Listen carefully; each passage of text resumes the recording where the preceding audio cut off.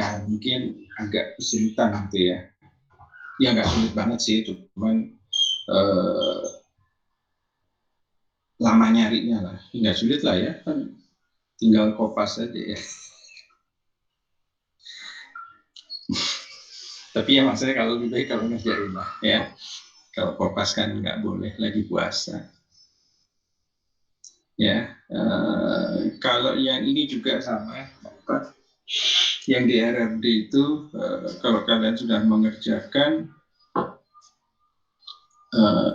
berarti ya harusnya sih sudah ya.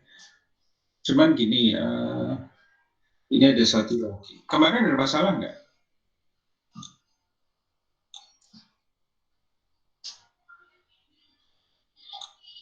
Yang tugas kemarin ada masalah nggak?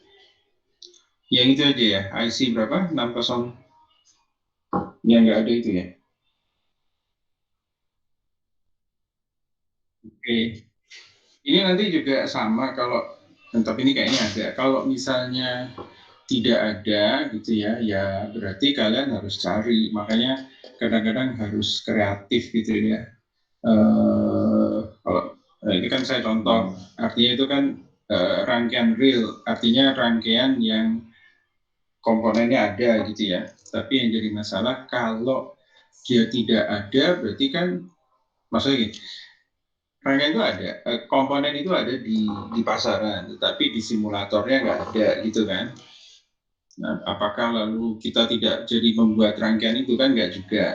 Nah, cuma kan kalian dituntut untuk membuat rangkaian itu. Nah, ya kalian cari persamaannya apa gitu loh.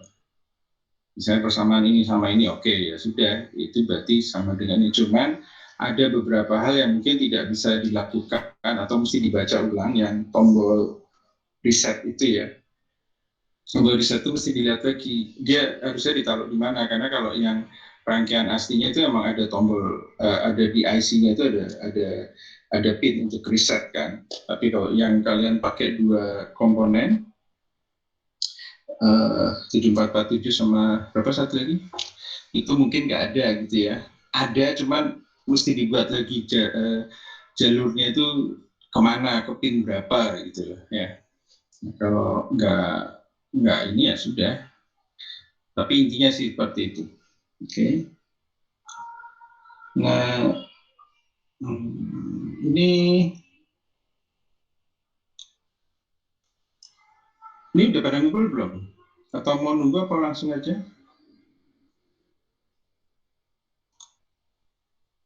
Halo? Halo? Mau nunggu apa? Mau langsung? Langsung aja kali Pak. Langsung. Oke, saya rekam aja, nanti saya kasih itunya ya, supaya kalian bisa, kalau ada yang nggak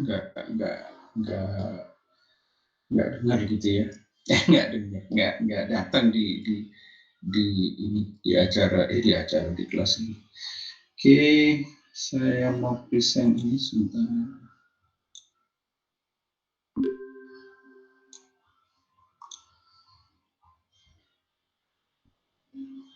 Ada yang mau saya tanyain sih Pak soal tugas yang kemarin Pak.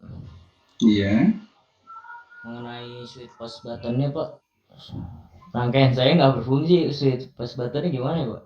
Nah itu Caranya? tadi, itu kan rangkaian untuk riset kan, riset. Nggak Nah, ngeriset gitu dia.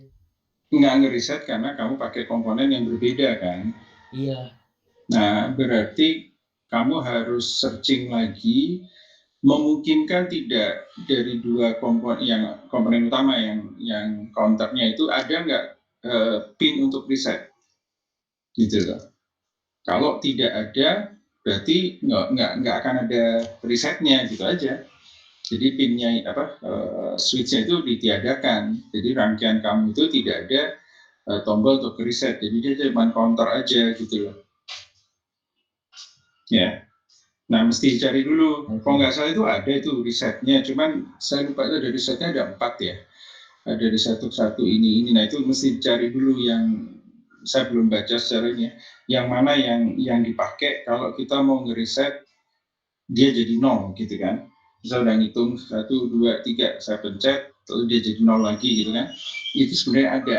Tapi kalau misalnya nggak ketemu juga dan kamu nggak ngerti, ya sudah hilangkan saja tombol resetnya. Jadi tidak ada reset, dah intinya gitu aja. Karena itu kan tombol reset itu ada kalau pakai IC yang 6032 itu kan, gitu loh. Iya Pak.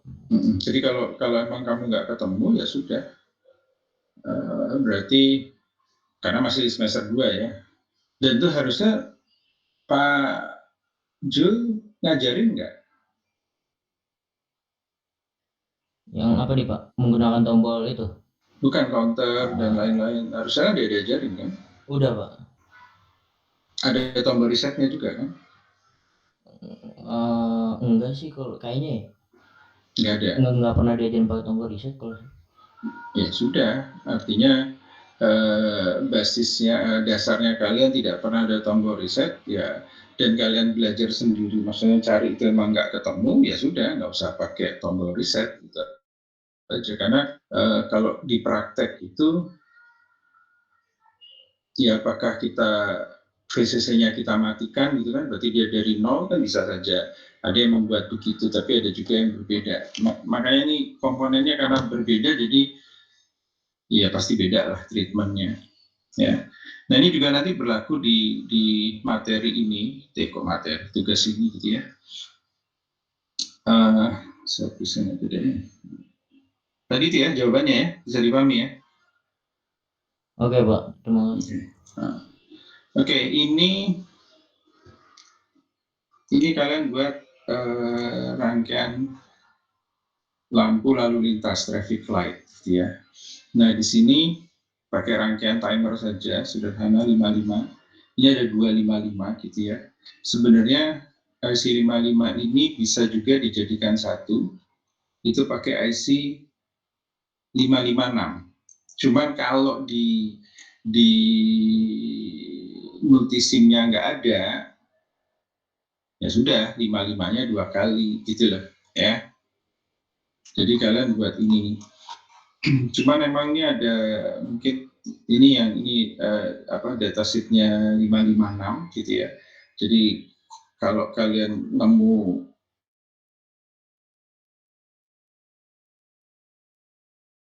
dua, kenapa nggak jadi satu kan gitu pertanyaannya. Ya bisa saja mau jadi satu. Nah berarti tidak pakai IC 55 tapi pakai IC 556. Nah IC 556 ya agak ya seperti inilah ya. Di sini ada dua IC 55 jadikan satu gitu ya. Ini kan kelihatannya NE556 itu sama dengan NE55 tambah NE55. Jadi satu IC 556 setara dengan dua buah IC 555, ini 556 ya. Sehingga dapat saling menggantikan satu sama lain. Dua buah IC 555 dapat diganti dengan satu IC NE556. NE itu sebenarnya mereknya ya. Sebenarnya kita kalau secara ketemunya nanti bukan NE ya nggak masalah. Yang kita bacakan 556 atau 555. Cuman ini dari National Instrument, makanya dia nyebutnya NE gitu ya. Nah kalau ini mungkin sederhana bisa lah ya. Nah kalau ini, yang ini timer plus IC digital, ini pakai 7490, 74190 sama 7402 gitu ya. Ada ini kan satu IC itu nggak salah ada 4 ya, ada 4 IC ininya XOR-nya ya, seperti itu. Nah ini pakai LED-nya, kalau LED-nya 3, R-nya pakai 220. Sebenarnya ini 220 sih defaultnya. Kenapa 220? Dari tegangan VCC 5 volt supaya dia di standarnya memang 220 ya ohm, itu supaya tidak terlalu terang dan juga tidak terlalu redup gitu. 220 itu kurang lebih pas lah gitu ya. Karena kalau terlalu terang, kalau sebenarnya dari 5 volt langsung ke ini bisa, cuma lama-lama dia rusak gitu ya, karena arusnya terlalu tinggi gitu ya, makanya dibatasi dengan resistor 220. Ini 220 ya. Semua rata-rata 220. Kamu praktek pun, kalau misalnya praktek lab digital ya, itu biasa pakai R-nya adalah 220 ohm. Oke, nah di sini ini sama sih sebenarnya, membuat itu juga apa, lampu traffic light juga. Gitu ya. Di sini rangkaian traffic light di atasnya berlaku untuk 1-2 jalur, untuk rangkaian lampu lalu lintas menggunakan lebih dalam maka bisa melawan perangkat lain, rangkaian lain. Jadi ya satu jalur artinya cuma satu arah aja. Karena kalau sampai perempatan gitu ya, itu ribet. Karena itu harus terkoordinasi kan. Nah ini kita bicarakan satu jalur saja gitu ya. Seperti itu ya, namanya juga masih semester 2 kan, jangan terlalu sulit-sulit, ini aja udah relatif agak sulit kan. Nah ini nanti desain rangkaian skematik traffic light dengan komponen yang ada di pasaran Indonesia ya. Tulis nilai komponennya, batas daya dan batas tegangannya dengan komponen utama IC55. Diharapkan LED merah itu hidup sekitar 5 detik, LED kuningnya 2 detik, dan LED hijau 8 detik. Nah ini ada, ini untuk nomor absen genap, atau nggak usah deh ya, ini nanti nggak usah, tapi nggak apa-apa kalau kamu mau iseng, dua-duanya dikerjakan juga nggak masalah, gitu ya. Ini sebenarnya ini tugas di bengkel gitu, jadi supaya beda antara mahasiswa yang satu dengan yang lainnya, yang satu pakai ini dan A itu untuk apa? A itu untuk nomor absen genap, absen ganjil A, absen genap B. Jadi ini ada 2, ini traffic light juga, cuman bedanya rangkaiannya gitu ya, sama yang ini. Nah cuman kalau ini kan masih simulasi ya, boleh aja pilih salah satu aja. Kalau karena saya nggak tahu ya, kalian tahu nomor urut kalian nggak? Ganjil sama genap? Nggak pernah lihat ya? Apa nih Pak? Absen Di apa nih? absen. Di absen. Oh absen, saya dulu tahu Pak. Tahu Pak. Taunya dari mana? Oh ada ya, oke. Soalnya kan kalian belum pernah masuk kelas ya? Secara offline belum pernah kan? Belum kalau kelas ya, Belum ya? belum Pak. Tapi pernah mata kuliahnya Pak Toto ya, bengkel ya, semester 1 ya. Iya Pak Lab. Kan biasanya kalau hadir tuh kemarin nggak dikasih juga sih, karena memang kita online kan, jadi biasanya ada map gitu ya. Di situ ada kertas absensi yang tadi pakai Excel, sama satu lagi activity control. Nah ini kalau dalam keadaan normal, gitu, nah itu bisa kelihatan. Tapi karena kamu kelihatan urutannya ya, kamu ganjil atau genap. Nah tapi karena kamu udah cerita ada pakai Excelnya, ya sudah gitu. Ya boleh pakai ini juga, boleh enggak sih, karena kalau nanti sempat, ini yang nanti kita pakai buat prakteknya gitu loh ya. Jadi nanti kalian buat ininya, rangkaiannya, ini kan desain lewat PCB-nya ya. Jadi ini nggak perlu dikerjakan karena kan kalian belum sampai itu ya. Yang lakukan ini aja yang nomor 1 saja ya. Itu aja sih. Jadi untuk tugasnya sesuaikan aja dan ganjil yang ini, atau 55-nya diganti 556 gitu ya. Tapi kalau nggak ketemu juga di multisim, ya sudah, artinya ya sudah, balik lagi aja, ada 2 isi 555, jadi nggak usah dipaksain gitu loh. Tapi cari dulu, kalau nggak ketemu ya sudah. Sama ini yang B, yang genap ya, seperti itu aja. Oh ya, satu lagi, waktu clue aja sih, petunjuk aja untuk soalnya itu, kan kalian ngerjakan pakai etiket ya. Nanti ada satu soal pakai etiket. Jadi kalian sediain aja kertas kosong 2. terserah mau folio, mau F4 atau A4 atau kuarto gitu ya, terserah, tapi kosong. Karena kalau pakai folio bergaris nanti apa ya, garisnya itu kan mengganggu gambar gitu ya. HVS Nah Pak. ini iya ya, yang Oke. kosong lah ya, VF4 itu folio. Nah kalau folio itu pasti bergaris ya, nggak juga sih sebenarnya. Yaudah yang AVS lah, whatever namanya. Nah itu kamu sediakan 2 saja, karena emang soalnya ada 2. Sama kalau bisa di handphonenya itu ada aplikasi scannernya, ya kan? Jadi sebenarnya enggak juga nggak pasti. Jadi kalau udah kalian gambar, lalu kalian foto, kalian submit, gitu ya. Nah, yang ada 2 soal, yang satu itu mesti sama etiketnya, yang satu itu nggak masalah. Yang penting yang satu itu cuma rangkaian skematiknya saja. Jadi tidak dua-duanya pakai etiket ya, tapi kalau mau ya silahkan. Tapi yang diwajibkan hanya satu. Ya, di soalnya ditulis sih gunakan etiket, lalu ini ya udah. Kalian berarti mesti buat itu, gitu ya. Sama clue yang kedua,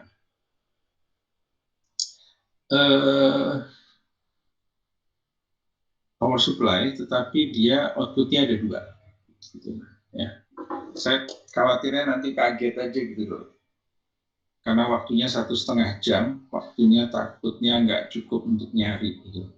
Karena yang penting di sini yang saya tekankan, kalian itu kan biasanya pakai aplikasi untuk menggambar ini ya. Nah, nanti dia tidak bisa, berarti mau nggak mau kan mesti pakai tangan, tidak pakai aplikasi. Nah, di situ tuh yang nggak biasa gambar pakai pasti nggak biasa ya. Nah itu supaya agak lebih cepat aja gitu ya, karena masalah waktu, cuma dikasih waktu 1,5 jam kan, 90 menit. Jadi kamu bagi 2 aja, 45 menit soal satu, 40 menit soal 2. Jadi 90 menit kan. Itu aja sih, jadi khawatirnya kalian tidak bisa menyelesaikan karena tidak bisa menggambar, bukan merendahkan, tapi karena kalian tidak biasa menggambar dengan tangan ya, kan bisa pakai aplikasi. Kalau pakai aplikasinya tinggal klik, tarik, gitu kan, tetap jalurnya jadi, gitu kan. Kemudian etiketnya dibuat, oke, udah selesai. Nah, ini kan enggak, berarti kalian mesti gambar. Nanti kalau misalnya gambarnya itu tidak apa ya, jadi misalnya ini kertasnya gitu ya, kalian gambarnya salah, maksudnya yang bagus kan di tengah gitu ya, gambar rangkaiannya, kalian agak ke pinggir, itu nggak masalah gitu ya, tapi jangan sampai kalian buat apa itu rangkaiannya gede banget sampai kertasnya habis gitu, ngerti ya. Itu bagaimana cara menggambarnya saja. Jadi kalau letaknya agak ke kiri atau agak ke atas atau agak ke bawah, agak ke kanan, itu nggak masalah. Saya tidak mempermasalahkan itu, tapi yang tidak boleh itu adalah kalian buat perbandingan komponennya itu mudah. Jadi akibatnya kertas HVS itu nggak muat gitu loh. Ya, nanti jangan sampai kayak gitulah. Gitu. Jadi dibuat ya kalian bisa mengira-ngira ini kayak sekian aja deh gitu. Ya. Nah itu masalahnya kalian mungkin yang SMA itu ya mungkin bukan tidak sih, belum punya skill untuk menggambar rangkaian dengan tangan, ya kan, mata kuliah menggambar rangkaian tangan, ada nggak? Bing, pakai apa? Iya, ada Pak. Disuruh bikin skematik. Semester 1. Semester 1, ya cuma semester 1 habis itu lupa kan? Iya. Enggak juga. Bukan lupa, tapi arti kata apa ya, tidak seluas waktu semester 1 gitu maksud saya, ya kan? Karena kan dituntutnya waktunya cepat. Kalau waktu bengkel itu kan eh, berapa kali pertemuan, gambar, oh salah, ganti, gitu kan masih bisa. Kalau ini kan agak sulit ya, waktu 45 menit satu gambar, itu membutuhkan effortnya agak gede juga gitu ya. Kalau kamu mau nyediain cadangan silahkan aja kertasnya ya. Jadi kalau yang lain itu nggak pakai kertas, khusus mata kuliah saya ya harus pakai kertas karena dari gambar itu difoto gitu loh. Jadi ini kopasnya agak sulit ya.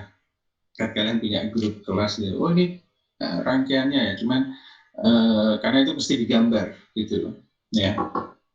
Kalau yang lain kan tinggal kopas jadi. Kalau ini agak sulit. Oke, kalian sudah tahu rangkaiannya, tapi kan membuatnya itu keterampilan tangan kalian gitu, dan keluasan kalian itu. Dan itu biasanya waktu semester 1 oke, nah pas sudah semester 2 itu kadang saya mungkin tidak akan bilang lupa, tapi tidak lulus gitu loh ya.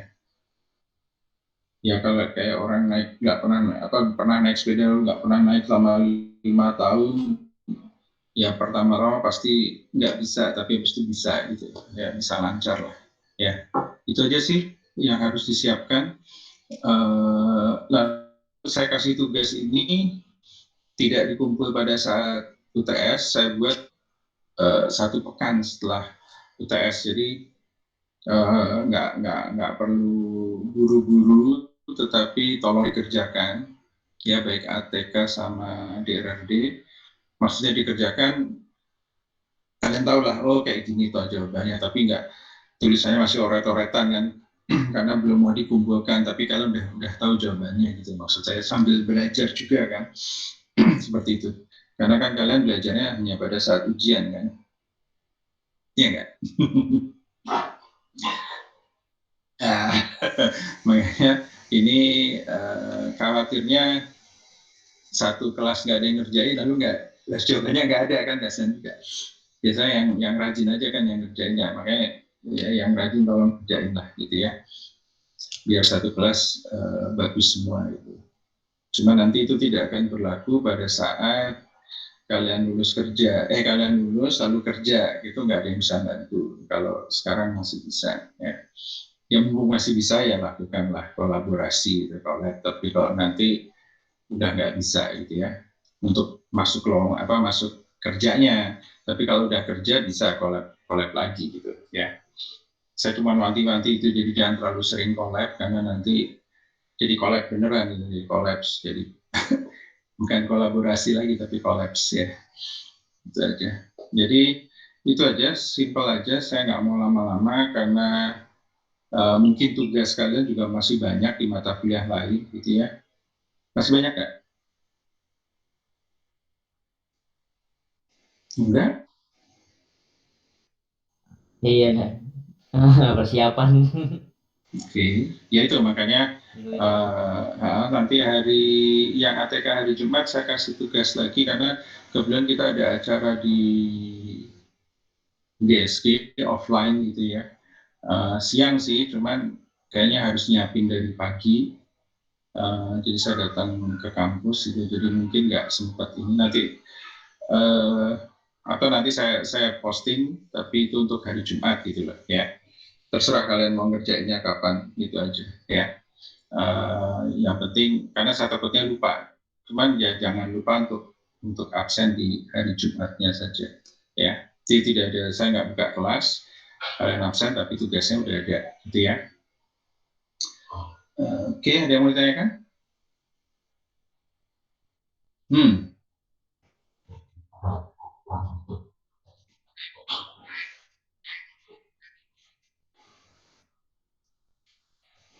Hmm, ya sekarang pertanyaannya, punya nggak? Nggak. Oke. Kalau kalau tidak punya ya nggak usah maksain gitu kan. Tapi kalau memang niat mau beli ya silahkan.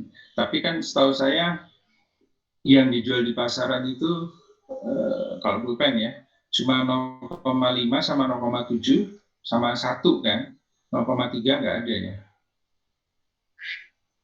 Ya sebenarnya nggak terlalu wajib, intinya itu. Kalau kalian cuma punya satu ballpoint, satu ukuran saja, it's okay, nggak masalah. Atau pensil 0,5 saja nggak masalah, gitu loh ya. karena ini juga bukan mata kuliah gambar teknik. Kalau gambar teknik wajib. Ini kan bukan kuliah gambar teknik, ini mata kuliahnya DRD kan. Saya pernah bilang di awal, etiket itu ngomong terpaksa ya. Ya emang terpaksa harus diberikan karena kalian tidak mendapatkan mata kuliah gambar teknik. Itu ya. Itu asal usulnya itu. Jadi supaya dasar etiket itu bisa kalian bawa nanti pas semester 8 mengerjakan skripsi yang kebetulan kalau kalian nanti buat hardware, karena ada juga yang software ya. Nah, yang buat hardware tolong etiketnya ada untuk rangkaian skematiknya, gitu aja. Tapi kalau kemudian kan saya nggak mau hardware Pak, saya maunya software, ya sudah, ngapain diapalin gitu. Tapi kalau sekarang harus kerjakan gitu ya. Tapi minimal tahu. Jadi kalau etiket itu maksudnya ini gitu aja. Tapi kalau ini kapan dikerjakannya, nanti di semester 8 itu pun kalau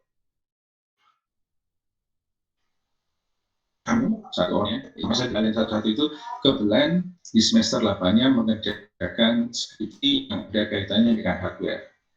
Kalau dengan software berarti tidak perlu membuat itu. Ya, seperti jadi balik lagi dari pertanyaannya, jawabannya adalah kalau memang pulpen dan atau pensilnya itu hanya satu ukuran, nggak masalah.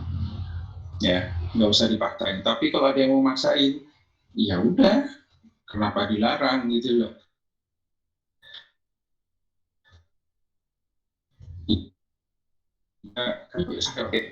Kalau saya bilang harus punya, berarti kan kamu mesti beli gitu kan. Nah itu nggak perlu gitu, saya nggak memaksain. Tapi kalau emang punya ya silahkan dipakai gitu ya. Oke. Ada lagi yang mau tanyakan? Tidak ada? Pak, mau nanya, itu maksudnya FSB di tugas terstruktur ATK apa Pak? FSB? Iya Pak. Frontside bus? Mengerti Pak. Ini ya. FSB ya, frontside bus. Udah sempat nyari di internet? Belum? Di YouTube belum nemu yang benar gitu, belum nemu yang Oke, frontside bus itu sebenarnya ini loh apa clock-nya, atau clock kan? Komputer punya clock kan? Halo? Halo? Iya Pak. Frontside bus itu, ini kan cari frontside bus di komputer atau PC atau laptop Anda, uraikan spesifikasinya.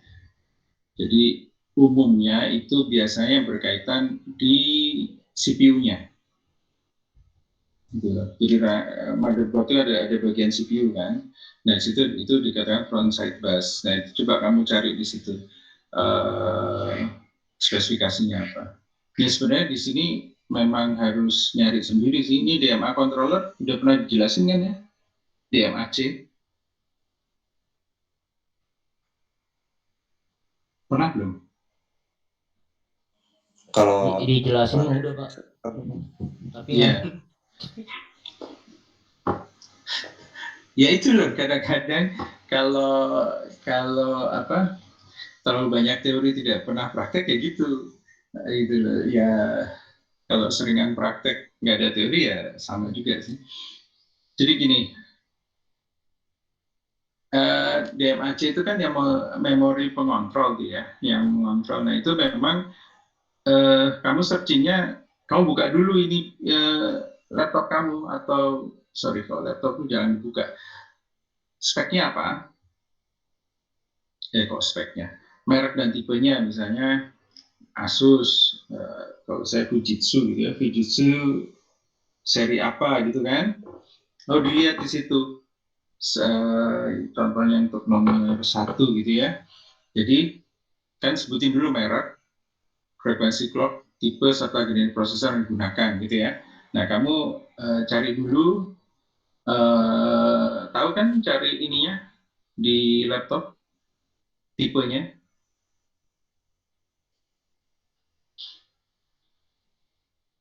Halo? Iya Pak.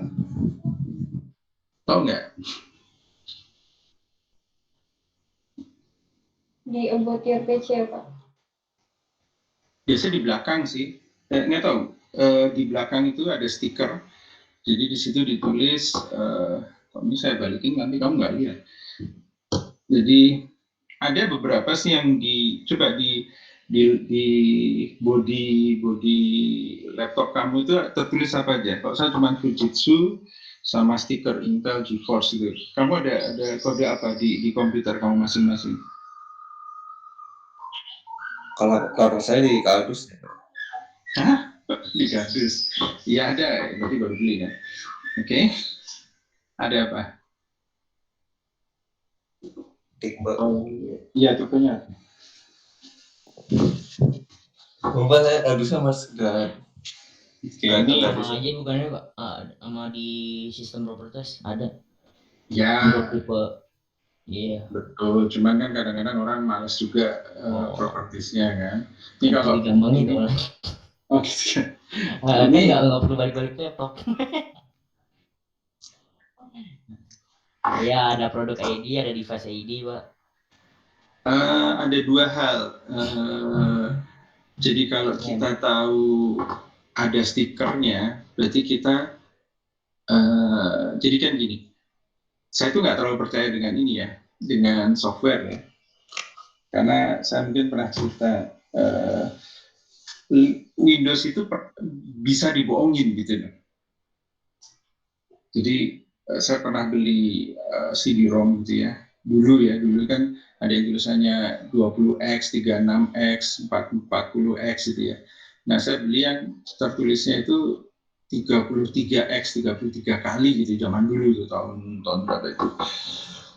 Nggak tahu kamu udah lahir belum, tahun 2000-an gitu ya. Sudah lahir ya pasti. 2000 saya beli. Lalu saya pakai DualOS gitu ya. Pas pakai Windows, dia terbacanya 33 kali sesuai dengan sablonannya gitu ya. Tapi pas saya bongkar itu sebenarnya saya buka dikit, ini kayaknya bukan 33 nih, 28. Saya buka pakai Linux, ternyata benar 28 gitu loh. 28 kali bukan 33 kali gitu. Jadi yang namanya Windows itu mudah gitu ya, dalam tanda kutip itu mudah dibohongin gitu tentang hardware. Jadi kalau kamu bilang kan ada Pak di Windows Properties, iya memang ada, cuman itu tuh bisa dibohongin gitu loh. Jadi saya nggak terlalu percaya ke arah sana. Artinya boleh percaya, kita kenapa nggak cross check dua-duanya, stikernya sama propertiesnya gitu loh. Di XDX itu kan ada tuh, itu juga boleh. Artinya ada dua. Sama saja nanti kalau misalnya kamu menghadapi server gitu ya. Kalau disuruh ngecek ini tipenya apa, sedangkan servernya sendiri pakai Linux, itu nggak keluar gitu loh. Mesti ya lagi jalan kan masa dimatiin atau gimana gitu kan. Nah mau nggak mau kan kamu mesti lihat dari casingnya kan gitu loh. Jadi maksud saya membiasakan ada dua. Kalau kamu lihat dari properties boleh, tapi kenapa nggak sekalian lihat dari di casing kamu gitu loh ya. Jadi sebenarnya ngerepot ya sama-sama sih, artinya dua-duanya itu benar, tetapi akan lebih baik kalau dua-duanya tahu gitu loh. Kan namanya kalau lagi nggak online gini kan ngebalikin laptop nggak terlalu masalah kan gitu loh. Atau udah tahu kamu tulis, matiin dulu pas misalnya lagi mati kamu balik, kamu tulis ininya, nanti tinggal ini kan sama saya, atau di foto deh, sekarang modal nulis nggak pernah, di foto aja jebret gitu kan, nanti tinggal buka. Jadi kalau saya sih ya dua itu yang saya lakukan. Pertama saya lihat dari stikernya supaya lebih percaya, sama dari aplikasinya, di aplikasi ya Windows-nya. Karena gini, pernah beli handphone nggak? Kalau beli handphone kan pasti dapat kardus. Nah di kardus itu ada tulisan email. Nah itu harus kamu cocokkan email kardus dengan emailnya di handphone gitu loh ya. Yang jadi masalah kalau kamu cuma ngecek email di handphone tidak sama dengan email di kardus, sedangkan yang diinput ke apa itu namanya kwitansi itu adalah email dari kardus, gitulah, bukan email dari handphone. Ngerti nggak? Jadi mungkin saya terpengaruh itu ya, ya mungkin karena hidup saya lebih lama daripada kalian kan, lebih tua ya maksudnya. Jadi saya lebih percaya itu kardus itu dipercaya ketimbang handphonenya, karena handphone itu bisa disimulasikan, bisa diubah. Gitu. Tahu kan yang ini apa? Pernah dengar nggak kalau kita handphone hilang, kita bisa lapor ke perusahaan handphonenya. Saya punya handphone, emailnya ini, saya udah lapor ke ini, nomornya udah dicabut, tapi saya mau handphonenya itu nggak bisa dipakai gitu ya. Kalau di luar negeri gitu, di Indonesia juga udah ada kayak gitu. Emailnya itu di blacklist, dan itu dilaporkan ke semua operator. Jadi akibatnya apa? Handphonenya nggak bisa dipakai karena nomor email itu, identifier apa saya lupa itu adalah nomor dari hardware-nya. Itu nanti waktu ke BTS, waktu kita mau nelpon itu, nomor handphone kita disandingkan dengan nomor emailnya. Nah, kalau nomor emailnya itu benar dan nomor handphonenya itu kan nomor handphone cuma ngecek kamu punya pulsa nggak? Kalau punya pulsa tercatat, oke, teruskan. Sama emailnya, benar nggak emailnya ada? Oke, tercatat, jalan. Tapi kalau emailnya tidak tercatat, padahal pulsanya banyak, itu nggak bisa dipakai. Gitu. Pernah dengar kan yang pemerintah mau memblok apa, yang kita nggak boleh beli handphone di black market? Pernah baca nggak? Iya, Pak. Nah, dengar berita itu artinya kemarin tanggal berapa, mulai tanggal berapa 2020, kalau kita beli handphone itu dari luar negeri, misalnya ada saudara kamu dari luar negeri gitu ya, ngasih kamu handphone gitu ya, kamu kan senang, ya siapa sih yang nggak senang dikasih handphone gitu ya. Tapi pas kebetulan peraturan itu udah berlaku ya, kamu coba itu nggak bisa, karena memang yang didaftarkan oleh Kemendagri, yang didaftarkan oleh perusahaan yang masukin yang di Indonesia itu adalah nomornya sekian. Nah ini kamu kan di luar, itu nggak akan dapat sinyal, gitu loh. Region ya, Pak, bro. Sinyalnya nggak dapat, gitu loh, karena emailnya tidak terdaftar. Gitu. Jadi sebenarnya bukan black market, tapi kamu kan dapat dari saudara, itu kan hak kamu gitu loh. Tapi pemerintah melarang hal itu, jadi itu dianggap black market gitu loh. Jadi kamu punya handphone bagus, iPhone itu misalnya 12 Pro Max tapi tidak tercatat, nggak bisa dipakai, hanya bisa dipakai foto sama wifi-nya saja gitu loh, nomornya nggak bisa, seperti itu. Jadi ya buat apa punya kayak gituan, ya sebenarnya lumayan sih, cuman ya buat apa kan gitu loh, masa mesti bawa dua handphone, yang satu tethering ke iPhone yang baru ya kan, ya percuma juga gitu. Nah itu makanya saya tidak terlalu percaya itu tadi, karena pengaruh email itu memang tidak ini, kita ngomong secara umum ya. Nah kalau karena makanya kan ada yang bilang mau beli handphone batangan nggak, artinya yang kamu beli cuman handphonenya tok, tidak pakai kardus gitu ya, itu bisa handphone curian umumnya. Khususnya tidak curian kalau misalnya saya mau jual handphone saya, kardusnya ada Pak, nggak ada, udah hilang, oh ya udah saya beli gitu ya, oke nggak masalah, karena kamu yakin saya nggak nyuri gitu kan, padahal kamu nggak tahu saya nyuri kan, bisa saja gitu. Karena pernah saya beli handphone batangan itu karena ditawarin itu, jadi orang yang, jadi gimana, saya ditawarin murah pada saat itu, jadi saya beli berapa dulu, 2 juta. Ini apa, Xiaomi Mi Max ya, Mi Max 2, Mi Max pertama harga pasaran 3 juta, itu dia jual 2 juta. Jadi dia pas lagi servis handphone, dia datang, dia ketemu sama yang punya counter gitu kan, ngobrol-ngobrol, dia tanya, mau beli nggak nih? Ini orang yang punya itu kalah judi, gitu kan. Dia kayak ininya apa, pinjam duit sama dia gitu kan. Atau dia yang bandarnya, dia kalah judi, dia nggak bisa bayar, udah nih handphonenya lu jual, kalau sisa uangnya ada balikin ke gua gitu kan, istilah cuma gitu kan. Ya udah dia jual, kemudian saya tanya, bagus itu, ya sudah saya beli gitu kan. Saya tanya sama counter saya, langganan saya kan, bagus kok, ya saya beli. Saya searching dulu, saya cari rata-rata 3 juta offline. Ini dia jual 2 juta, tidak ada kardus, tapi masih baru. Artinya dia baru pakai 3 bulan lah gitu loh. Kalau sih nggak ada cacat, ya udah saya kira saya beli. Nah itu artinya itu batangan. Saya cuma nanya, ini nggak ada kardusnya, mau pakai kardus, tambah 500 ya. Ngapain juga kardus 500.000 kan. Ya udah chargernya aja, dia beli aja charger yang asal gitu kan. Ya nggak saya pakai sih, cuman yang penting ada syaratnya charger gitu kan. Ya sudah gitu. Nah aman-amannya saya baru tahun kemarin yang kita WFH pertama, yang awal WFH itu rusak. Makanya saya ganti baru di situ, jadi udah 2 tahun lebih lah itu rusak gitu. Ya memang saatnya rusak sih kayaknya. Handphone Cina kan juga nggak awet-awet banget, tapi kalau awet itu kan. Random lah kalau handphone Cina itu. Jadi dari situ saya mulai tidak terlalu percaya dengan tadi dari OS-nya itu bisa dikelabui gitu loh. Makanya lihat dulu stikernya gitu kan. Makanya saya bilang kan lihat dulu di balik laptop gitu kan. Sebenarnya itu berdasarkan pengalaman begitu. Jadi kalau kamu bilang lihat aja Pak di properti, ya betul itu lebih mudah. Tetapi karena ini tugas, artinya kenapa nggak cek dua-duanya? Sesuai nggak? Gitu. Pernah ngecek? Kayaknya kalian nggak pernah ngecek gitu kan. Coba deh sekali kalau lagi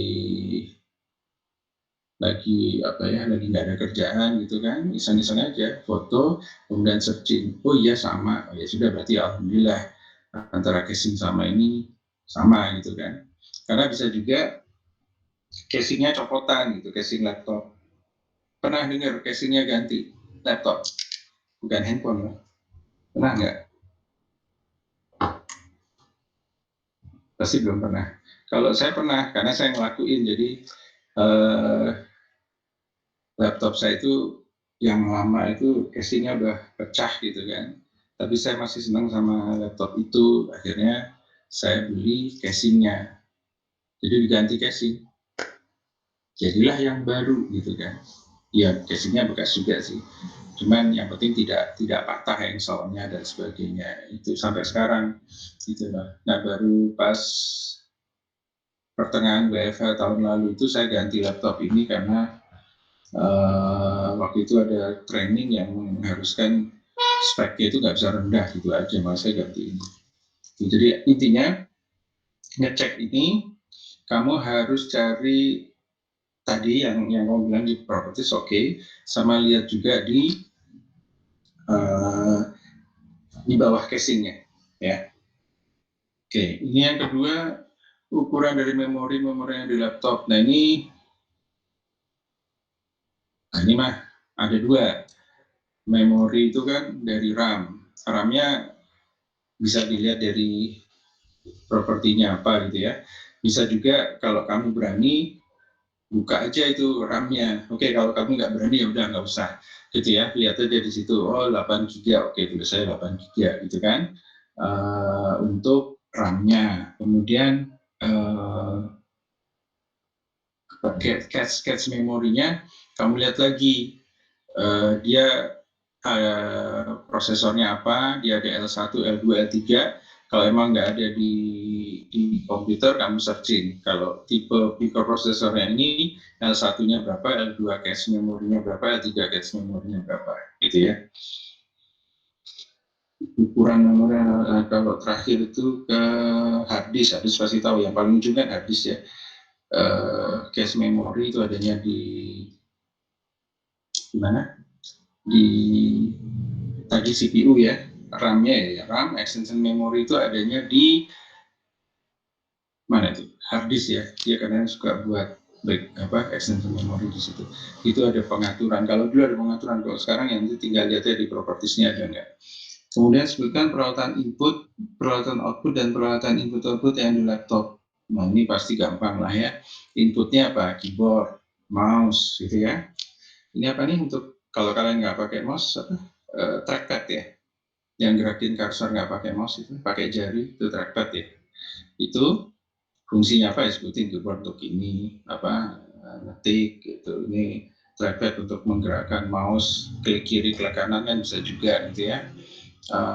Kemudian peralatan output, ini monitor. Dengan monitor ini kan kita bisa lihat input output apa lagi. Oh ya, ini apa? USB, itu kan input output. Lalu apa ini? Kabel jaringan itu juga input output. Kalau ada HDMI itu juga input output gitu kan. Seperti itu. Cari DMA control di laptop, uraikan bentuk dan spesifikasinya. Dan ini tadi yang saya bilang dari spek tadi kamu searching, kemudian nanti ketemu nih bentuknya kayak gini gitu lah. Jadi kalau dilihat itu secara umum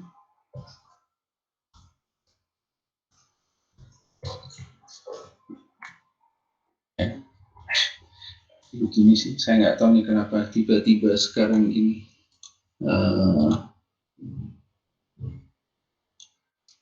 karena keseringan buka kali ya. Nah ini kan blok diagram, jadi dia lebih ke IC dan controller. Nah ini IC-nya ini.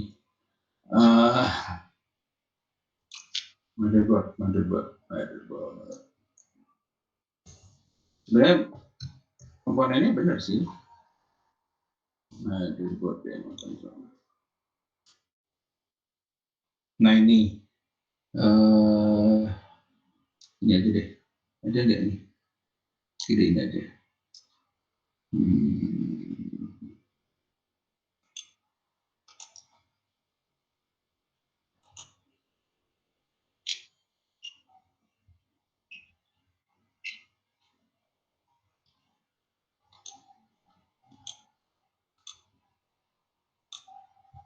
Oke, di sini ada north bridge, south bridge, CPU ini enggak. Dia itu nggak ada tulisannya maksudnya. Nah ini front side bus tuh ini sekalian tadi. Ini kan slot PCI, AGP ini yang zaman dulu ya, kalau zaman sekarang ada nggak ya? Masalahnya sekarang jarang.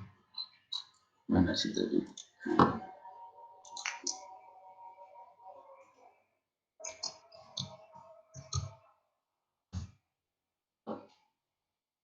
Karena kalau laptop itu agak berbeda gitu ya.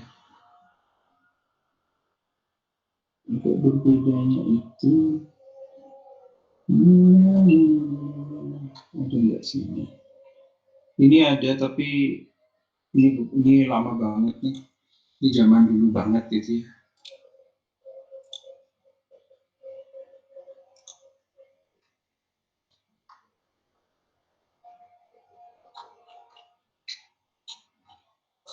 Juga kayak ini dia.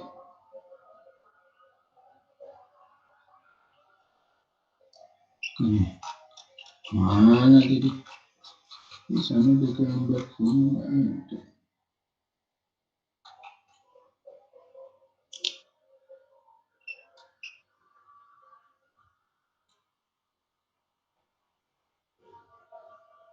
Cuk very MOSFET-nya TWM driver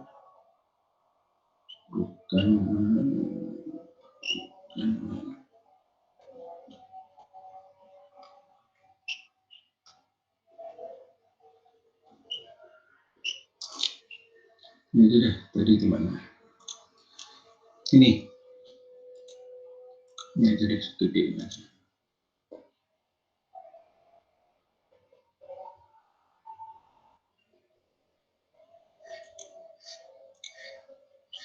Nah, kok sini lagi. Nah ini ada DMA controller, DMA-C. Jadi dia yang, tapi ini motherboard tahun 80-an ya.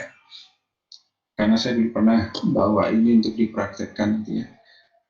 Ini DMA controller, dia mengatur semuanya, aliran datanya kan. Kalau yang baru ada sih ya, kalau mau cari tinggal cari, makanya ada lah gitu. Cuman kalau mesti buru-buru emang agak sulit gitu ya. Seperti itu. Lalu tadi apa lagi pertanyaannya? FSP tadi ya, kayak PCI-nya apa, kemudian USB-nya itu adalah di frontside bus gitu ya. Apa laptop kalian menggunakan bridge, jari dan sesuatu. Nah itu bridge itu tadi yang ini. Salah yang ini. Nah ini kemana sini? Nah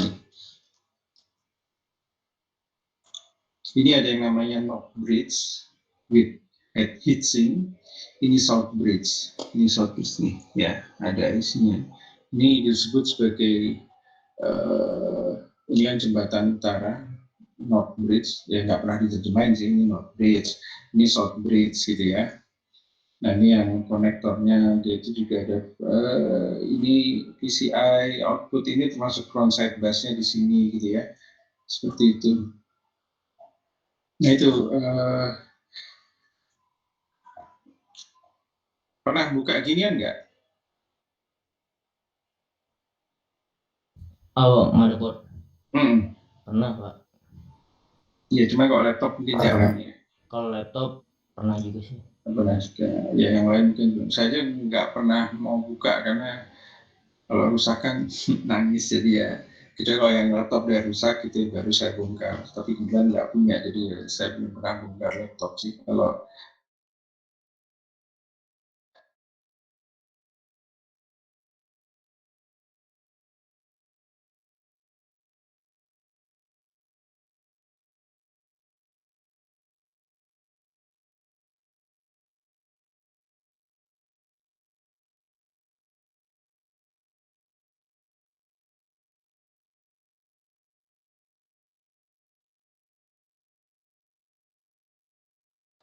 kalau kalian pernah bongkar harusnya tahu.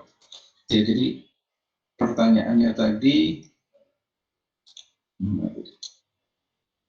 kok yang ini?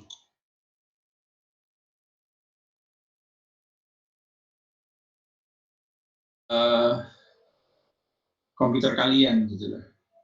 Ya kalian mau pakai komputer PC atau pakai laptop, ya cobalah lihat di sini apa saja yang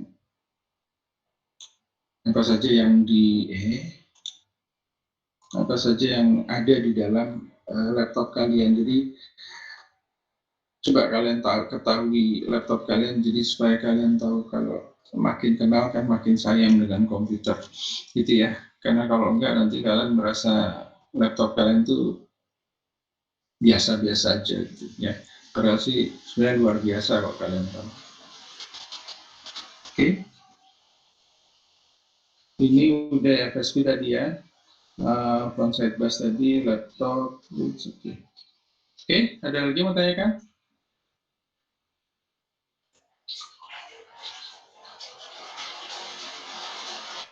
Oke, nggak ada ya. Ini juga udah hujan. Saya tutup aja. Saya lupa itu ada azan dan lewat. Ya, saya tutup aja perkuliahan hari ini. Tolong dikerjakan untuk menyiapkan UTS pekan depan. Oke, kalau tidak ada pertanyaan, saya tutup aja ya. Assalamualaikum warahmatullahi wabarakatuh. Waalaikumsalam warahmatullahi wabarakatuh. Terima kasih. Saya live ya. Oke.